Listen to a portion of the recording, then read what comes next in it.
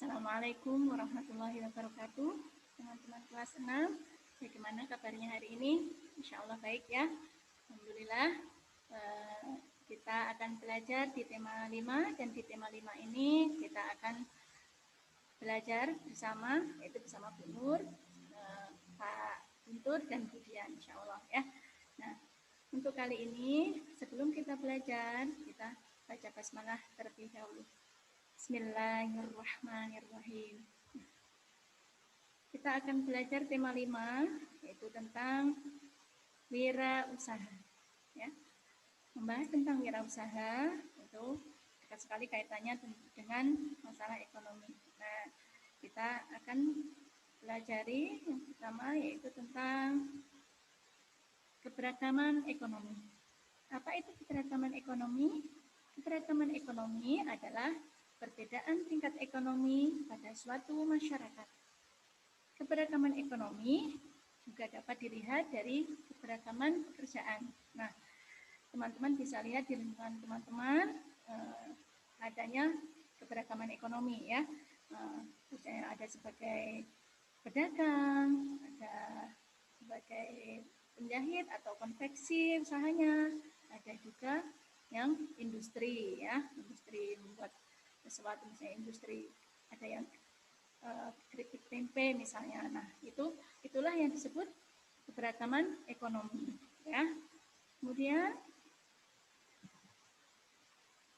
contoh manfaat keberagaman ekonomi. Nah, keberagaman ekonomi di lingkungan kita mempunyai manfaat seperti yang pertama yaitu menumbuhkan sikap nasionalisme. Yang kedua, alat pemersatu bangsa. Kemudian yang ketiga, sebagai daya tarik wisatawan. Nah, ini misalnya di daerah Blora ini ya, ada dengan ekonomi kita ada misalnya pabrik atau produksi batik misalnya ya.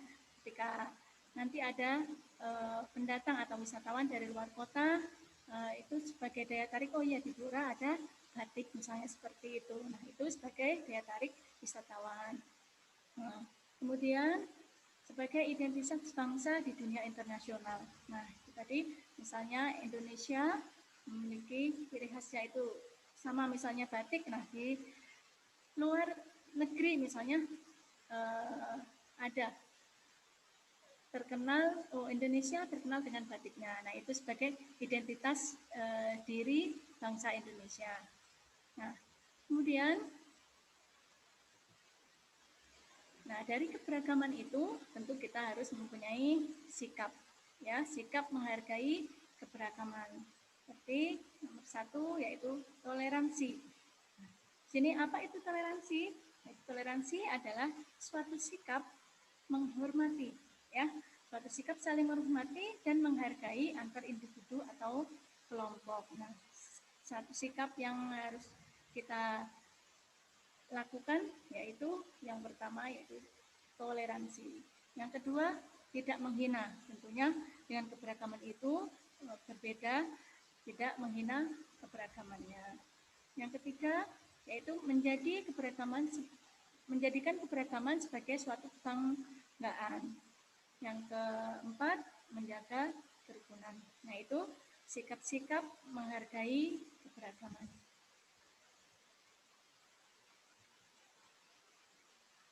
Kemudian dari keberagaman ekonomi yang tadi sebelumnya sudah disampaikan, yaitu dapat dilihat juga dari keberagaman pekerjaan, ya. Nah, di sini berbagai kegiatan ekonomi yang tumbuh dan berkembang di Indonesia.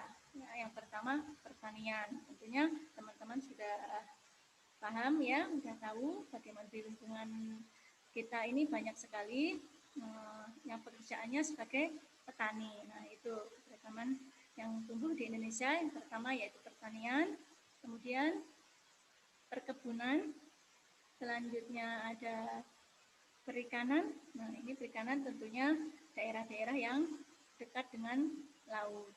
Kemudian ada peternakan, ada perindustrian, dan juga pertambangan. Nah, ini kegiatan ekonomi yang tumbuh dan berkembang di masyarakat Indonesia. Kemudian keberagaman mata pencaharian atau mata pencaharian disebut juga itu pekerjaan ya, sama dengan pekerjaan. Nah, seperti penduduk di desa, kebanyakan sebagai petani, peternak, perajin, pedagang, atau buruh tani dan perkebunan. Nah, itu kebanyakan mata pencaharian atau pekerjaan orang-orang yang berada di lingkungan pedesaan. Kemudian mata pencaharian orang penduduk yang di kota atau pencaharian sebagai pekerja jasa ya, seperti pegawai bank, terus konsultan, pengacara, sopir, ya, karyawan seperti itu. Nah, itu penduduk yang ada di kota. Kemudian pekerjaan yang itu tadi sebagai pekerja jasa. Nah, pekerja jasa itu apa? Pekerja jasa adalah orang-orang yang memberikan pelayanan sesuai keahlian yang dimiliki. Itu seperti pekerja jasa sebagai dokter ya, yang di pelayanan sebagai seorang dokter ya, itu yang dijual adalah jasanya seperti itu. Kemudian guru ya, itu juga sama para pekerja jasa ya, yang mendapatkan upah atau gaji dengan memberikan pelayanan jasanya. Kemudian penjahit, konsultan, dan pengacara, pengelola wisata, dan lain-lain. Itu contoh dari pekerja jasa. Nah, kemudian usaha-usaha yang ada di masyarakat. Contoh usaha yang ada di masyarakat tadi ya, yang ada di sekitar kita banyak sekali ya. Ada bengkel, ada salon, ya, ada toko baju, toko kelontong, dan toko yang lain. Kemudian warung makan, ya, banyak sekali di sekitar kita contoh usaha. Kemudian faktor-faktor yang mempengaruhi berkembangnya suatu usaha, ya. Ketika seseorang ingin membuka usaha, tentu ada hal-hal yang harus diperhatikan atau faktor-faktor yang nantinya akan mempengaruhi berkembangnya suatu usaha. Yang pertama yaitu tempat yang strategis, ya. Contohnya, misal akan membuka usaha warung makan. Nah, tentu yang akan dilakukan pertama kali itu yang dilihat itu adalah letak strategisnya, tempat yang strategis. Misalnya nyari tempat yang strategis itu di depan sekolah atau di depan pabrik yang nantinya itu akan banyak orang yang mencari usaha kita. Oh ya, makan misalnya seperti itu ya. Ketika di dekat pabrik, tentu orang-orang ketika istirahat butuh makan dan tentunya akan mencari yang tempat yang strategis itu ya. Kemudian yakin dan kerja keras. Jadi seorang pengusaha harus mempunyai keyakinan usahanya itu akan berhasil, dan keyakinan itu harus disertai dengan kerja keras, ya, kerja keras. Pagi-pagi ibaratnya usaha buka warung, pagi-pagi harus menyiapkan usahanya, pagi-pagi masak, ya, pagi itu bangun masak, menyiapkan apa yang akan dijual di situ.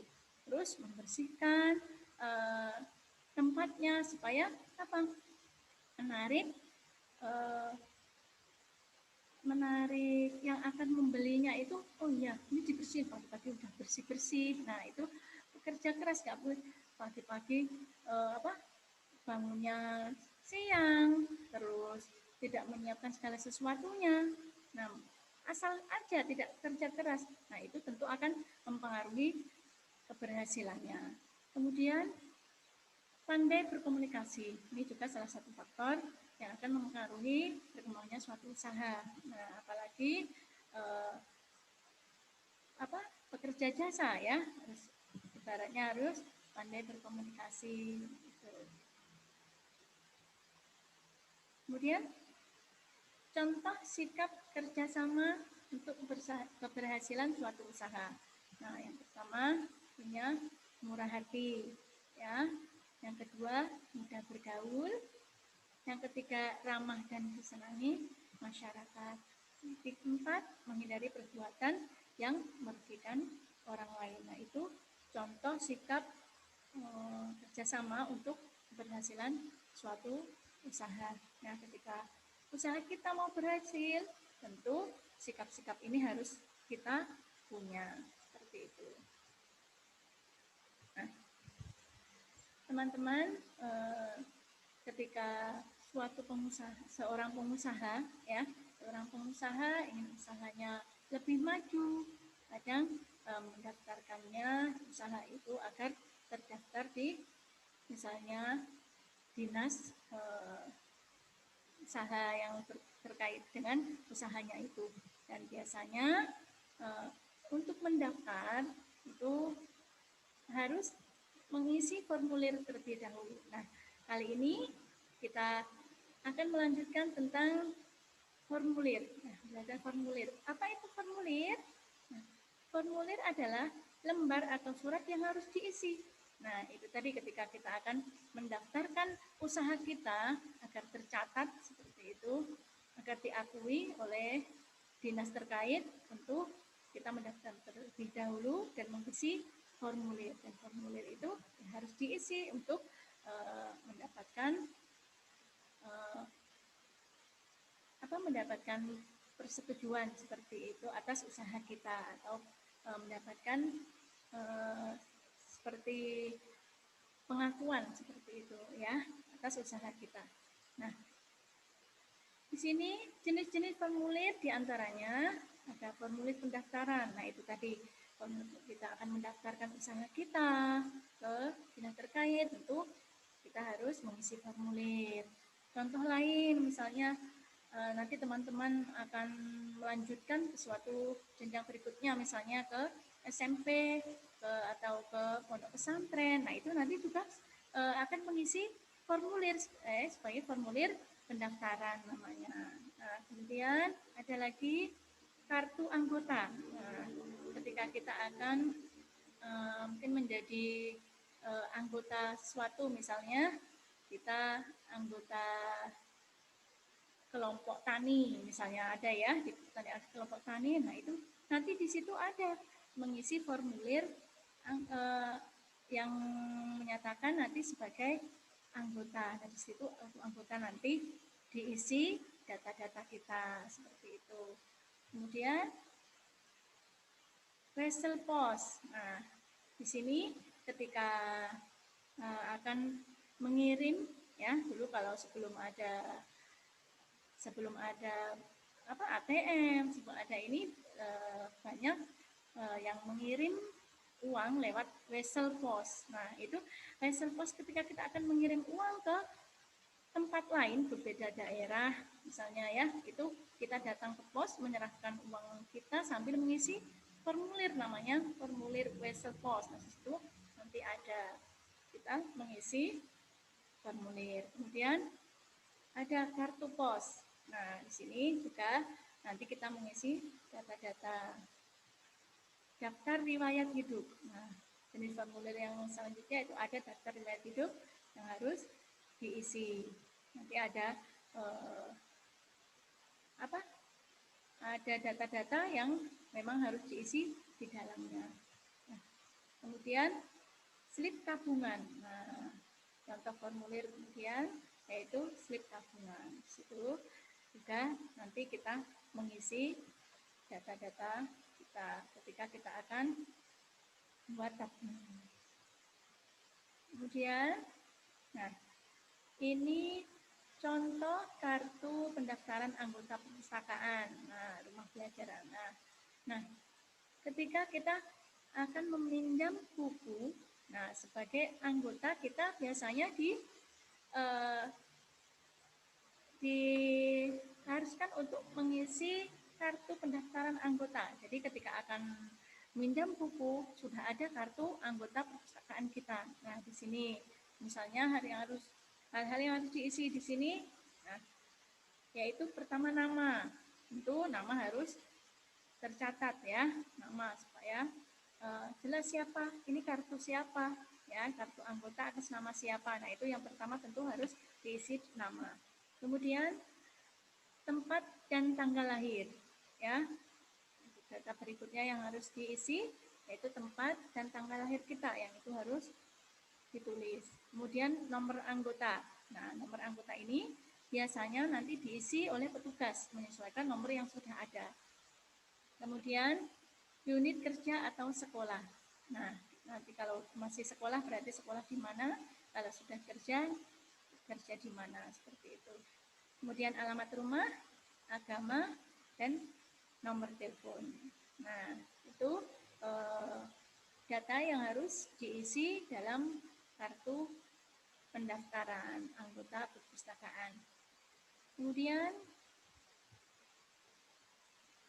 contoh formulir pendaftaran lomba. Nah, ini contoh formulir pendaftaran lomba.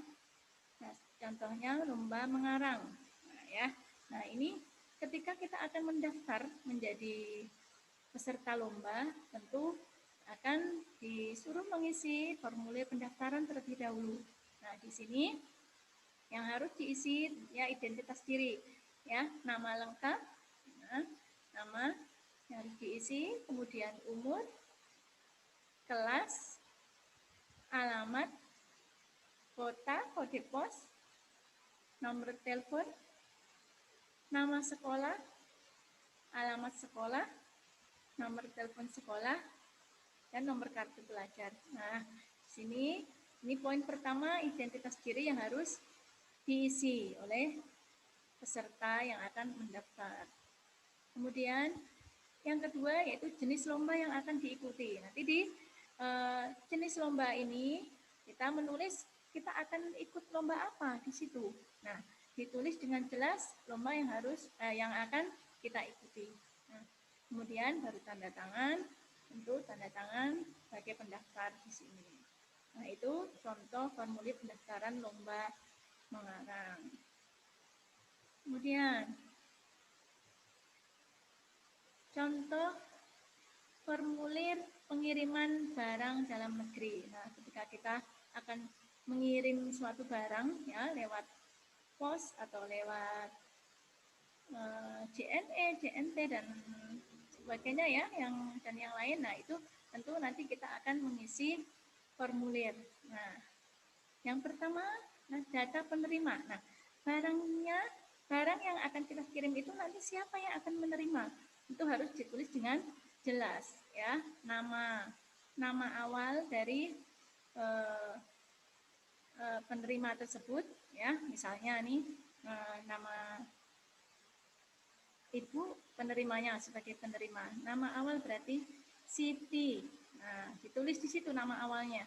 Kemudian nama akhirnya berarti Nurhayati, ditulis di situ nama akhirnya ya. Kemudian jangan lupa alamat penerima dengan jelas agar barang tersebut bisa sampai ke penerima.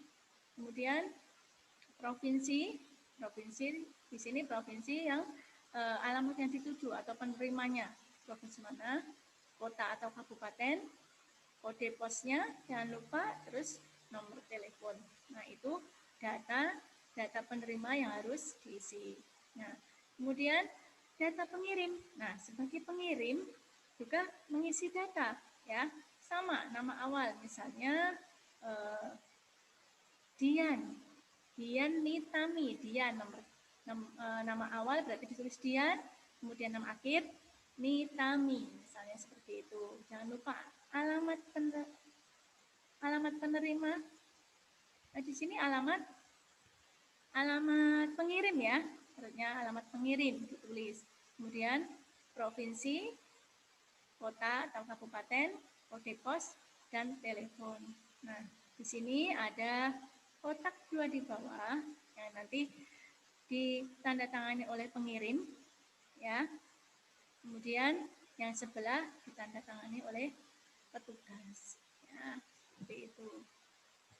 Kemudian nah, ini formulir tersebut hanya merupakan salah satu contoh formulir pengiriman barang. Ya, jadi setiap lembaga atau perusahaan dapat membuat formulir dengan data dan format yang berbeda. Jadi format seperti ini itu tidak baku, ya. Jadi sesuai dengan suatu lembaga atau perusahaan yang membuat formulir itu. Jadi bisa ditambah dengan data yang lain. Misalnya selanjutnya kita akan belajar tentang daftar riwayat hidup. Apa itu daftar riwayat hidup? Daftar riwayat hidup adalah sebuah daftar yang berisi informasi seseorang, di mana berisi tentang data diri, riwayat pendidikan, serta daftar pengalaman kerja yang sudah dimiliki. Kemudian, tujuan daripada menulis daftar riwayat hidup adalah untuk mempromosikan diri kepada seseorang atau instansi. Biasanya untuk melamar pekerjaan. Nah, itu ketika nanti teman-teman akan melamar pekerjaan, nanti ketika sudah lulus sekolah, lulus kuliah akan melamar suatu perusahaan, biasanya nanti harus mengisi daftar riwayat hidup. Ini, nah, contoh formulir daftar riwayat hidup atau kurikulum vitae ya. Nah, data yang harus diisi yaitu data pribadi, nama, ya, kemudian nama lengkap, alamat, kode pos, nomor telepon, jenis kelamin, tempat dan tanggal lahir, warga negara, agama, terus bidang yang diminati. Jadi nanti kita akan melamar pekerjaan, jadi bidang yang nanti diminati itu apa, nanti ditulis di sini. Ya. Kemudian riwayat pendidikan, itu riwayat pendidikan mulai dari SD, misalnya di SD sekolah di SD mana, dari tahun berapa sampai tahun berapa lulusnya. Sama dengan SLTP juga, SLTP sekolahnya di SLTP mana, mulai dari tahun berapa dan sampai tahun berapa. Terakhir sampai perguruan tinggi juga sama, nanti nama perguruan tingginya apa, mulai dari tahun berapa sampai lulus tahun berapa. Nah, kemudian di sini juga ada pendidikan ekstrakurikuler yang dan kursus yang pernah diikuti, ya. Cakapan, kemudian kesimpulan, jadi penjelasan singkat mengenal sikap dan keterampilan yang dimiliki. Jadi di sini daftar riwayat hidup di bawah itu nama pembuat di sini ya, tanda tangan, terus nama siapa yang membuat daftar riwayat hidup tersebut. Nah, misalnya ya, ibu kasih contoh nama, misalnya nama Maharani Putri, kemudian alamatnya di Jalan Akhil Kusuma nomor 5. Kode pos misalnya berapa, 585 sekian ya. Kemudian jenis kelaminnya perempuan, tempat tanggal lahir misalnya Blora 24 Januari 1994. Warga negara nanti Indonesia ya, agama Islam misalnya seperti itu. Nanti ini diisi semua, nanti bidang yang diminati misalnya apa nanti ya, sebagai staff atau sebagai apa nanti di situ ditulis. Nah, kemudian tahun pendidikan misalnya lahirnya di S1 pendidikan apa di mana seperti itu. Nah, kemudian contoh Wesel Pos ya. Wesel Pos adalah surat pos untuk mengirim uang melalui kantor pos. Nah, tadi ya sebelum ada ATM itu banyakkan masyarakat ketika ingin mengirim uang ke suatu daerah, saudaranya yang berada di lain daerah itu memakai wesel ya. Nah, ini contoh formulir wesel ya. Nah, di sini ada ya logo posnya ya, wesel pos. Jangan lupa nama pengirim di sini ditulis, misalnya siapa, alamatnya, kemudian nomor telepon ya, telepon. Nah, ini data pengirim. Kemudian data penerima, misalnya Renanda ya, namanya ditulis, alamatnya yang jelas, kemudian kode pos di sini, ada nomor telepon penerima, ya, email kalau punya email. Nah, kotak berikutnya di sini ada besar uang yang dikirimkan lewat pos berapa, misalnya 305.000, ya, ditulis angka dan ditulis nominalnya berapa ditulis, ya. Kemudian, nah ini layanannya. Di sini dipilih ada wesel pos instan, wesel pos prima, wesel pos standar, yang lain. Nah ini misalnya dicontreng wesel pos instan. Terus, nah, ya, beri tanda centrang untuk layanan yang dipilih. Nanti dipilih di sini mau wesel pos yang apa. Nah, ini berita atau maksimal di sini ada maksimal 100 karakter biaya sertifikat non impediment expired and Susanti misalnya, ya. Di sini ditulis beritanya ya, apa. Kemudian di sini ada tanda tangan petugas pos, kemudian tanggal pengiriman, ya, pengiriman di sini tanda tangan pengirim, seperti itu, ya. Nah, sini ada lagi macam formulir, yaitu formulir ujian nasional, ya. Nah, ini jadi ketika ujian nasional, ya, teman-teman, biasanya kelas 6 atau kelas 9, ya, nanti hanya ada formulir ujian nasional, bentuknya seperti ini. Nah, di sini ada hal-hal yang harus diisi.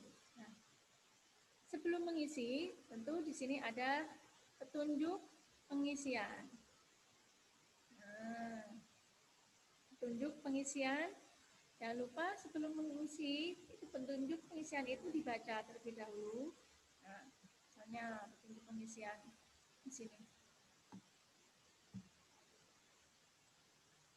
Nah, yang pertama, nah, isilah hanya dengan pensil 2B. Nah, jadi petunjuk pengisiannya formulir ujian nasional itu menggunakan 2B, pensil 2B.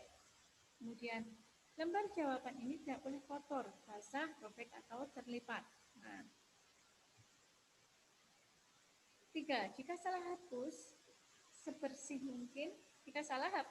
mungkin, dengan karet atau penghapus, kemudian hitamkan bulatan yang menurut Anda benar. Jadi ketika salah, jangan lupa dihapus sebersih mungkin, kemudian dihitamkan kembali bulatan yang menurut teman-teman benar, seperti itu.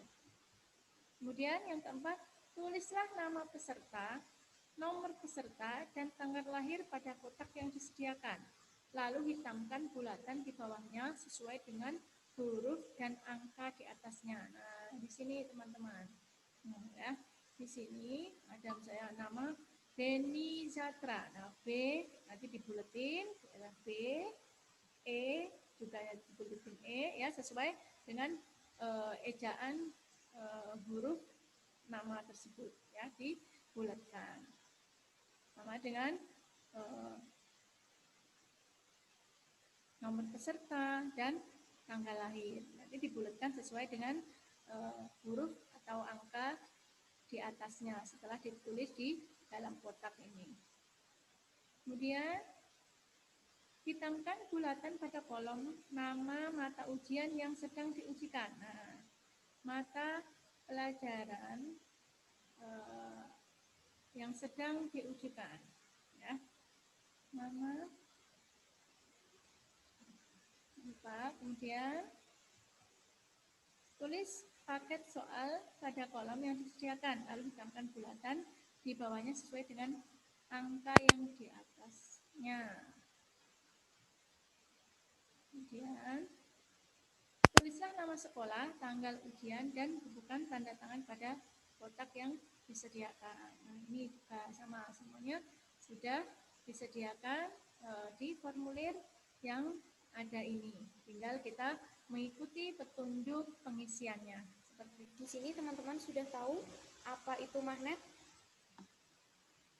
Nah, magnet itu adalah kemampuan suatu benda untuk menarik benda-benda lain yang berada di sekitarnya. Nah, magnet dapat dibuat dari bahan besi, baja, maupun campuran logam lainnya. Untuk batu magnet sendiri, ini merupakan batu yang dapat menarik benda-benda tertentu. Nah, pertama kali batu magnet ditemukan ini tanpa sengaja di kota Magnesia yang terletak di wilayah Asia Kecil sekitar 400 tahun yang lalu. Karena ditemukan di kota Magnesia, batu ini disebut magnet.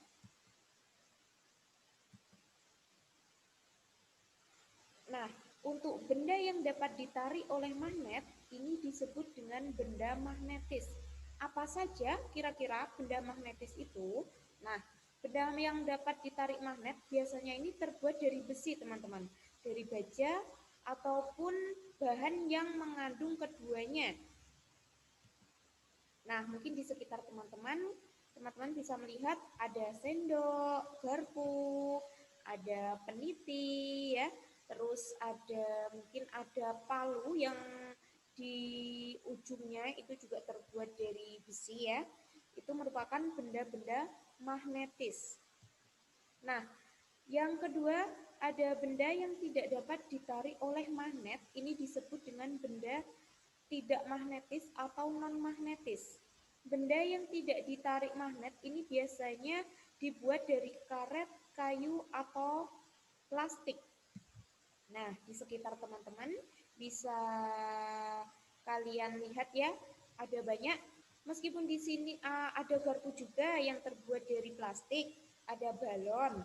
Terus kalau semisal dari kayu itu seperti ada jendela, meja, kursi. Kalau dari karet itu tadi ada sandal dan lain-lain ya teman-teman. Ini merupakan benda non-magnetis. Nah, sifat-sifat magnet sendiri itu apa? Kita akan belajar di sini. Yang pertama, magnet memiliki gaya tarik. Nah, gaya tarik magnet ini gaya tolak-menolak yang terjadi pada saat kedua kutub magnet sama. Ketika kedua kutub magnet ini sama akan terjadi tolak-menolak, dan ketika kedua kutub ini berbeda akan terjadi tarik-menarik. Nah, gaya tarik-menarik atau tolak-menolak antar dua magnet ini terjadi di sekitar magnet terdapat medan magnetik. Sifat yang kedua yaitu magnet memiliki gaya yang dapat menembus benda. Nah, daerah di sekitar magnet yang masih dipengaruhi oleh gaya magnet disebut medan magnet. Magnet memiliki dua kutub ya teman-teman ya, yaitu kutub utara dan selatan. Kutub utara biasanya disingkat dengan U atau N, ini singkatan dari North, yaitu utara, dan kutub selatan disingkat S atau South. Selanjutnya ujung magnet yang mengarah ke utara ini disebut dengan kutub utara, sedangkan ujung magnet yang mengarah ke selatan disebut kutub selatan. Sedangkan gaya tarik magnet yang terkuat berada pada kutub-kutubnya, jadi terletak di kutub utara maupun kutub selatan. Nah, bagaimana kita membuat magnet? Nah, teman-teman bisa membuat magnet ya. Jadi, di sini Budian akan jelaskan ada 3. Yang pertama yaitu dengan cara menggosok, yang kedua dengan cara elektromagnetik, dan yang ketiga dengan cara induksi.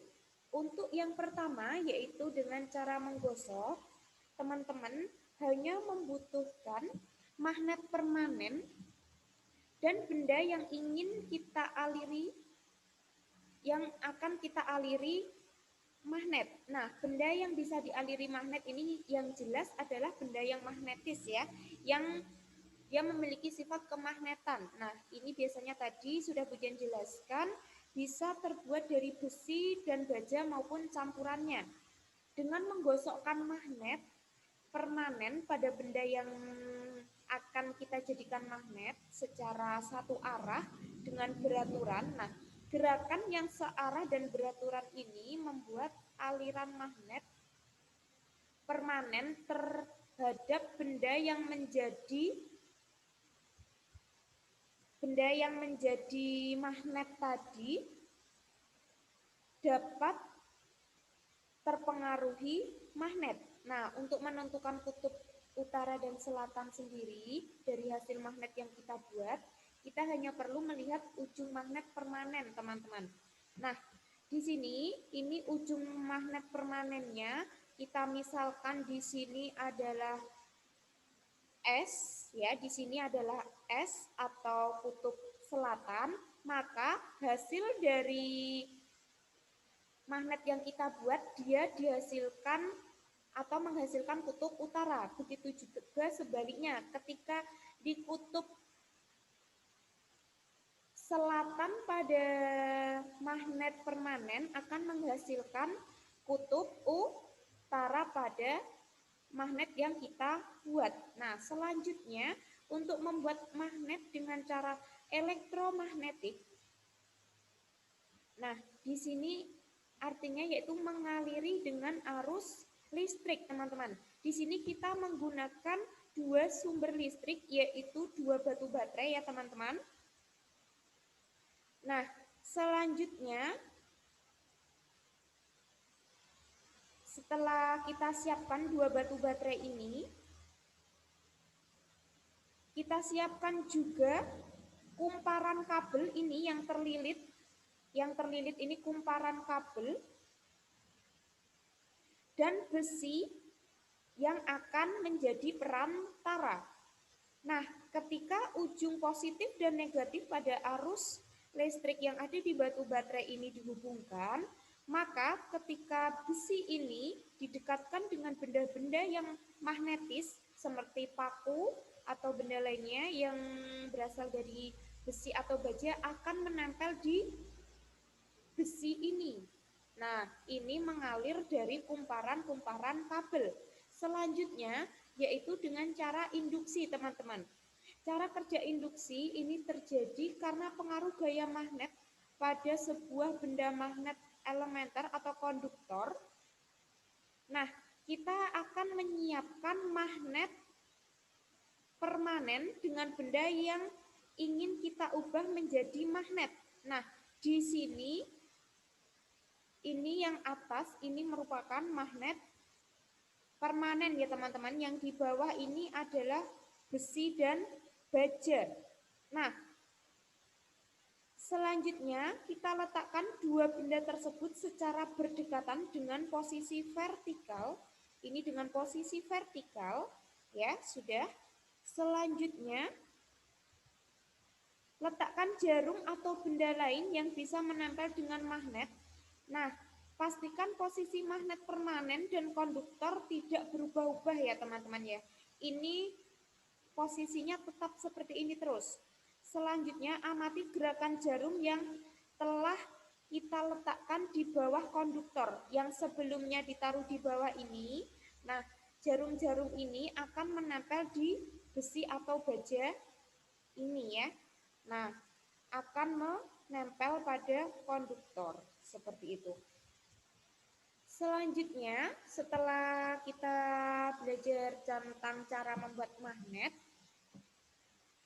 di sini ada dua jenis magnet, yaitu magnet alam dan magnet buatan. Untuk magnet alam sendiri, ini adalah magnet yang ditemukan secara alami tanpa proses pembuatan, teman-teman. Magnet bumi ini disebut dengan magnet alam. Nah, sedangkan magnet buatan itu seperti tadi yang sudah Budian jelaskan. Ada 3 cara membuat magnet ya, yaitu ada menggosok, elektromagnetik dan induksi. Nah, di sini ada gambar magnet bumi. Selanjutnya bentuk magnet. Nah, bentuk magnet di sini ada beberapa bentuk magnet. Yang pertama ada magnet batang.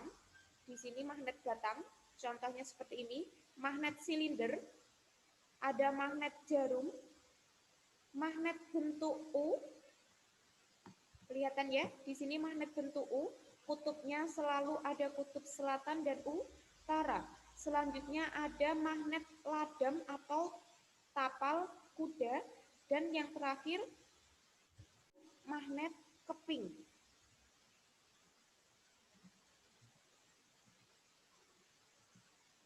Nah, pemanfaatan magnet dalam kehidupan sehari-hari biasanya ya yang kita jumpai di kehidupan sehari-hari yang pertama yaitu pengeras suara.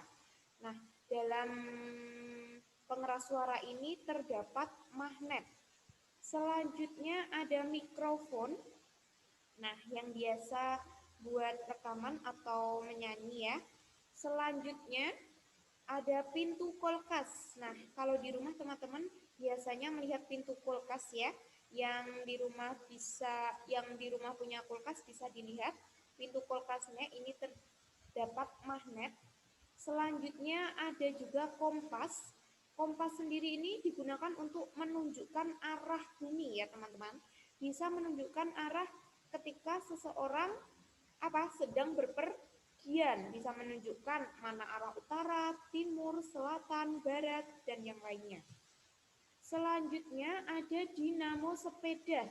Yang sepedanya mungkin ada dinamonya dekat ini ya, di depan biasanya yang nanti untuk menyalakan lampu.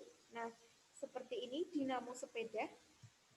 Seperti itu ya teman-teman untuk manfaat magnet dalam kehidupan sehari-hari. Nah, selanjutnya apa saja bentuk-bentuk kerjasama di ASEAN? Dalam bidang politik, anggota ASEAN ini sepakat bahwa kawasan ASEAN bebas senjata nuklir. Nah, kerjasama ASEAN dalam bidang politik dan keamanan sendiri ini mencapai kesepakatan untuk menjadikan kawasan Asia Tenggara sebagai kawasan bebas nuklir. Nah, hal ini dapat dibuktikan dengan adanya Zona of Freedom, Peace and Neutrality atau yang disebut ZOPFAN dan Southeast Asian Nuclear Weapon Free Zone atau SEAN WFZ.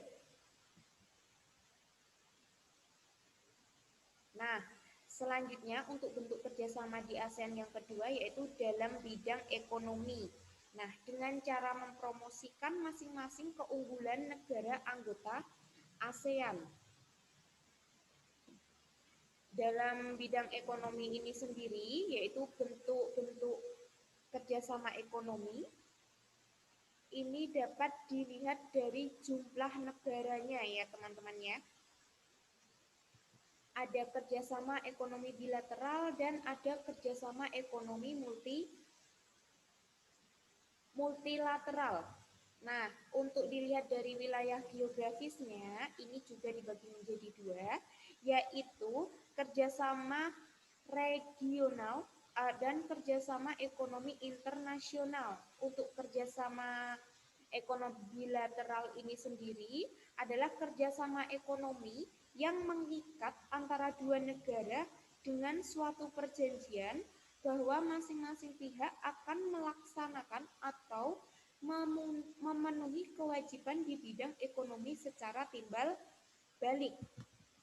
Nah, sedangkan untuk multilateral sendiri ini merupakan kerjasama yang mengikat antara beberapa negara atau lebih dari dua negara dengan suatu politik atau kebijaksanaan yang bersifat internasional. Di materi ini Budian akan fokuskan untuk kerjasama ekonomi bilateral. Nah, kerjasama ekonomi bilateral ini sendiri tadi sudah Budian jelaskan ya, ini akan memenuhi kewajiban timbal balik kerjasama antara dua negara tersebut ya. biasanya mengatur mengenai komoditi atau barang-barang yang diperdagangkan, teman-teman.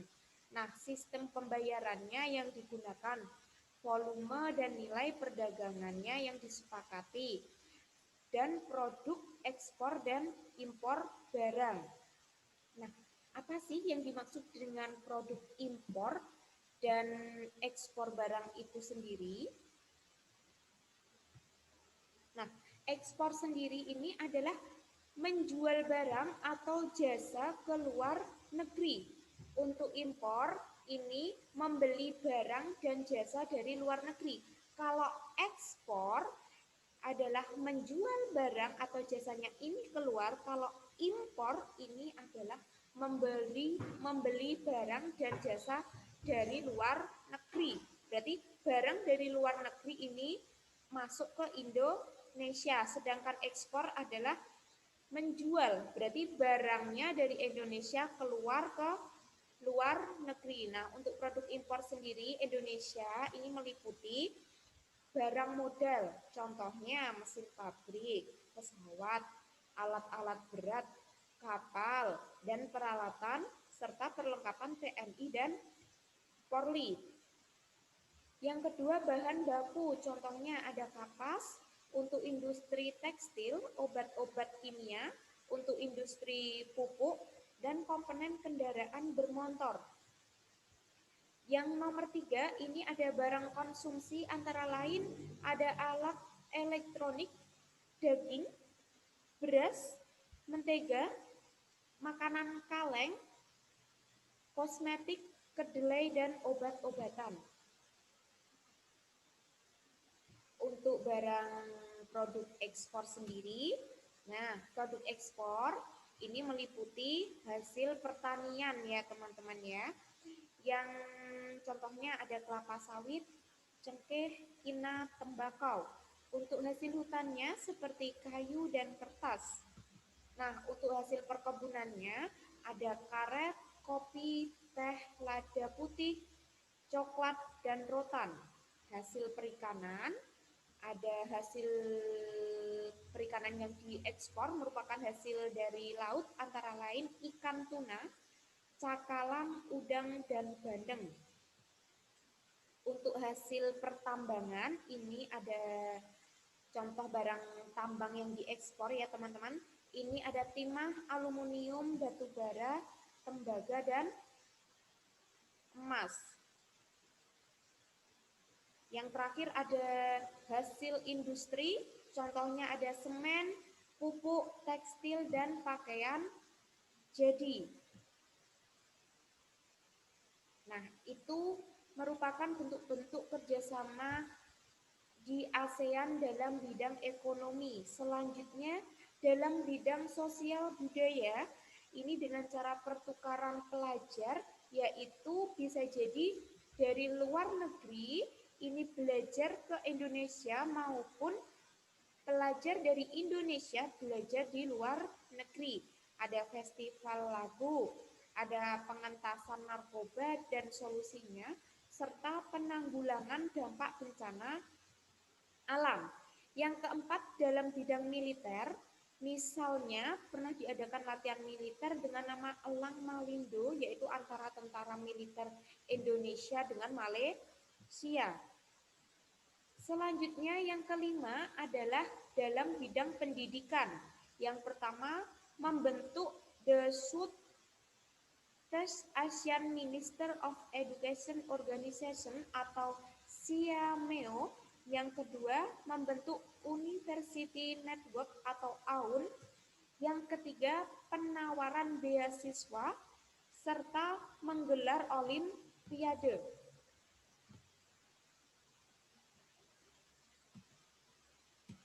Selanjutnya yaitu upaya meningkatkan kerjasama antar negara ASEAN. Nah, beberapa upaya yang dilakukan untuk meningkatkan kerjasama antar negara ASEAN, yang pertama yaitu kesepakatan zona perdagangan bebas AFTA dan MEA. Apa sih AFTA itu? AFTA adalah ASEAN Free Trade Area atau penetapan kawasan perdagangan bebas serta MEA atau masyarakat ekonomi ASEAN. Yang kedua yaitu mengadakan pertukaran pelajar baik sekolah maupun universitas. Dan yang terakhir mengadakan kegiatan budaya atau olahraga bersama. Dan Bu Nur, ya. Kita lanjutkan aja ya teman-teman. Ya. Kita masih mempelajari tentang reklame, sama seperti waktu kita belajar pada tema 4 kemarin. Ya, reklame. Ada yang masih ingat apa itu reklame, teman-teman? Ya, reklame. Ya, Pak Guntur ulangi lagi. Ya, reklame adalah suatu media yang memanfaatkan gambar dan tulisan yang diolah sedemikian rupa untuk mengkomunikasikan pesan tertentu kepada masyarakat. Ya, teman-teman. Ya. Apa kalian tahu ciri-ciri dari reklame itu? Ya, ciri-ciri dari reklame yang pertama yaitu isinya itu nanti singkat, jelas dan mudah dimengerti. Ya, terus menarik dan mencolok. Ya, dari sini berarti desainnya mungkin yang menarik, ya, terus mencolok, ya, dengan perpaduan warna-warna yang mencolok. Terus jujur, ya. Biasanya reklame ini kan digunakan untuk mungkin perdagangan, ya, atau untuk yang kemarin yang sudah kita bahas yaitu reklame komersial yang sifatnya komersial, ya. Berarti kita harus jujur dalam buat reklame untuk perdagangan. Selanjutnya yaitu dilakukan secara berulang-ulang, ya. Kenapa harus dilakukan secara berulang-ulang? Ya, karena dengan dilakukan berulang-ulang nantinya pembaca ya bisa mengerti apa yang ingin kita sampaikan. Ya, teman-teman, sekarang kita bahas tentang jenis-jenis reklame, ya. Jenis-jenis reklame, ya. Yang pertama, ya, berdasarkan tujuannya, ya. Tujuan dari pembuatan reklame. Ya, yang pertama yaitu komersial, ya. Yang kedua yaitu non komersial. Ya, ini sudah kita bahas pada tema 4 kemarin. Ya, kalau komersial ini untuk perdagangan, ya. Dan untuk yang non komersial ini lebih ke pemberitahuan atau ajakan, ya. Selanjutnya berdasarkan tempatnya, ya, tempat dipasangnya reklame ini, ya, yaitu ada reklame indoor dan reklame outdoor, ya, teman-teman. Ya, yang dimaksud indoor pastinya ya di dalam ruangan, sedangkan yang outdoor berarti di luar ruangan, bisa mungkin di lapangan atau yang di lain. Selanjutnya jenis reklame selanjutnya yaitu berdasarkan sifatnya, ya. Sifat dari reklame ini, ya, apa aja teman-teman? Ya, yang pertama yaitu peringatan, ya. Reklame ini bisa berisi tentang peringatan, ya, atau untuk memperingatkan seseorang, ya.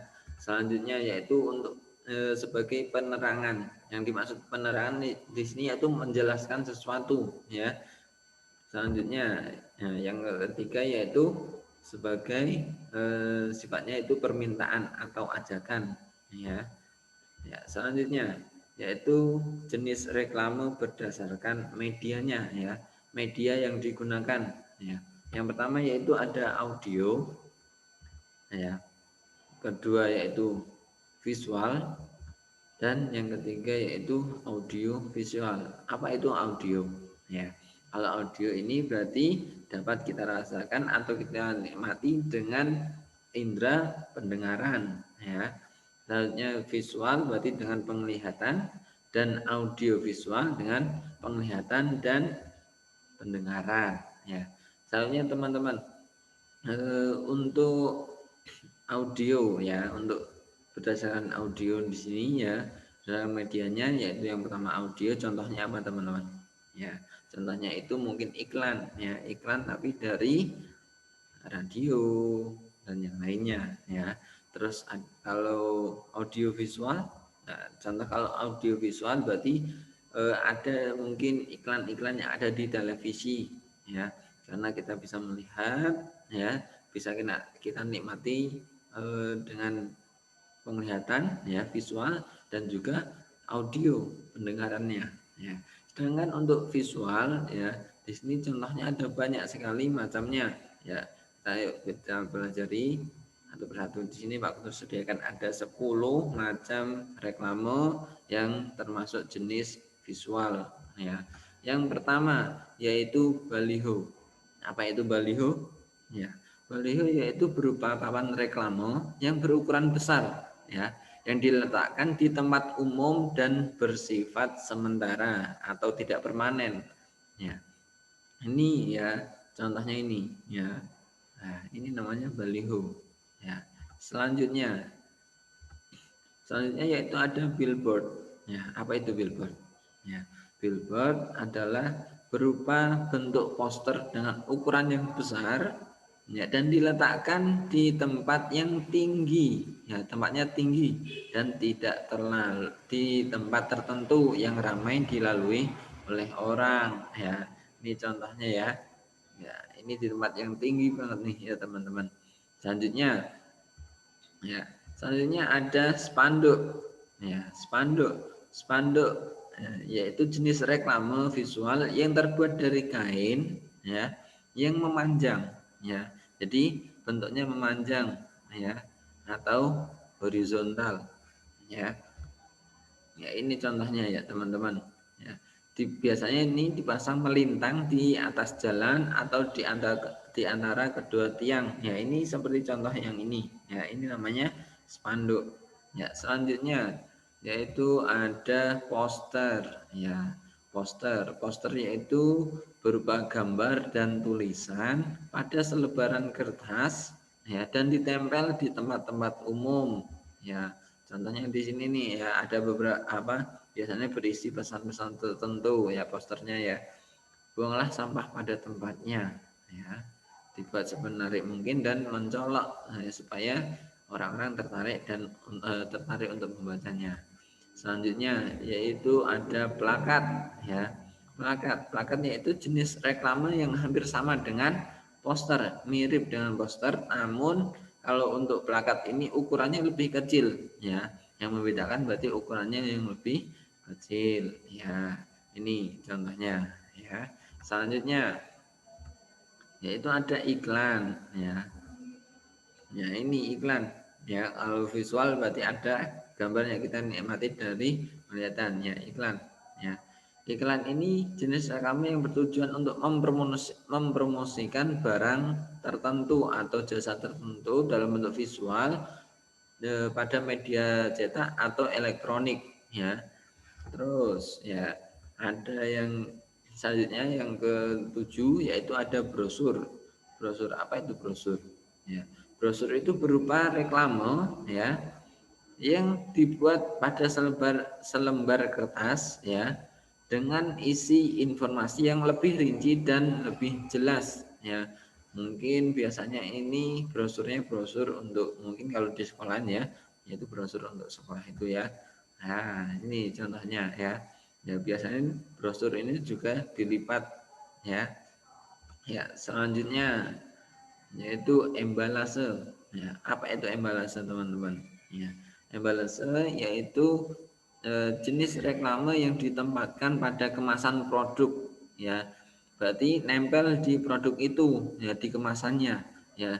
Fungsinya embalase ini apa ya? Fungsinya embalase yaitu sebagai daya tarik ya, atau pemberitahuan informasi tentang produk tersebut ya. Contohnya ini ya, langsung ya, embalase ya, gambarnya atau itu ada hal-hal yang menarik di kemasannya itu langsung. Jadi para pembaca ya atau penikmatnya bisa langsung menikmatinya di kemasan produk tersebut. Selanjutnya yaitu ada banner ya. Banner yaitu jenis reklame dengan bentuk kotak persegi ya, bisa persegi atau persegi panjang ya, bentuknya kotak ya.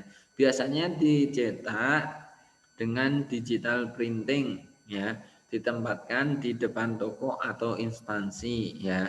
Nah, bentuknya ini biasanya memanjang ya berdiri portrait ya atau vertikal ya, berarti ini hampir sama dengan spanduk ya. Kalau spanduk tadi memanjang ke samping ya horizontal, tapi kalau untuk banner ini lebih umumnya itu ke atas ya, vertikal atau portrait ya bentuknya ya. Selanjutnya yaitu yang terakhir yaitu ada leaflet ya teman-teman. Apa itu leaflet ya? Leaflet yaitu berupa lembaran kecil yang dilipat-lipat ya, berisi informasi yang lengkap dan rinci ya. Biasanya leaflet ini dilipat 4 kali lipatan ya. Ya, hampir sama dengan brosur ya. Ya, teman-teman, selanjutnya ya. Ya, kita belajar tentang senam nih ya. Mungkin terkadang saat kita ada di jalan ya, kita menemukan mungkin ada sebuah poster ya, atau sebuah iklan atau yang lain ya, reklame ya, yang mengajak kita untuk hidup sehat. Salah satunya yaitu dengan melakukan senam ya. Salah satu senam yaitu ada senam irama ya. Apa itu senam irama ya? Senam irama atau disebut juga senam ritmik ya, adalah gerakan senam yang dilakukan dengan irama musik atau latihan bebas yang dilakukan secara berirama ya. Terkait irama, biasanya irama yang sudah banyak dikenal digunakan pada senam irama yaitu 2/3, 3/4, 4/4 dan yang lainnya ya. Selanjutnya teman-teman ya, unsur-unsur apa saja yang ada di yang diperlukan dalam senam irama ya. Ya, ada beberapa nih ya. Yang pertama yaitu kelentukan ya. Kelentukan di sini yaitu berhubungan dengan sendinya kita ya. Nah, selanjutnya yaitu keseimbangan ya. Pasti kalau saat kita kalau kita sedang senam, kita butuh keseimbangan untuk menjaga agar tubuh kita itu seimbang, tidak sampai jatuh ya. Selanjutnya keluasan ya, luas, badannya bisa luas dan fleksibel ya, fleksibilitas. Selanjutnya itu ada kontinuitas. Yang dimaksud kontinuitas di sini yaitu kesinambungan ya, antara satu gerakan dengan gerakan yang lain bisa beriringan atau bisa tepat ya. Terus selanjutnya yaitu ada ketepatan dengan irama ya. Pastinya saat kita senam harus tepat dengan iramanya ya kan, juga senam irama pasti harus tepat dengan iramanya ya. Di sini kita akan belajar beberapa gerak dasar dari senam irama, yaitu ada langkah dan ayunan lengan ya. Coba teman-teman perhatikan gambar berikut ini ya.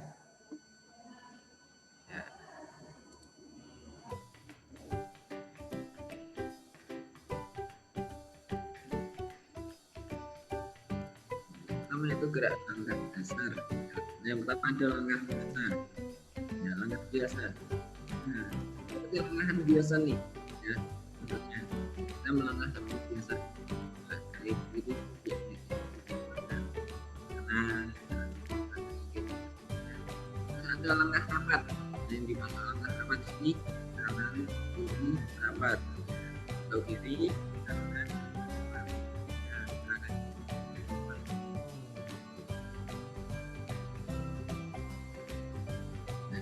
Ada langkah keseimbangan nih, langkah keseimbangan maju. Nah, gerakannya, pengertiannya kalian bisa gerakannya bisa kalian rumah dan kalian bisa baca pada buku materi kalian.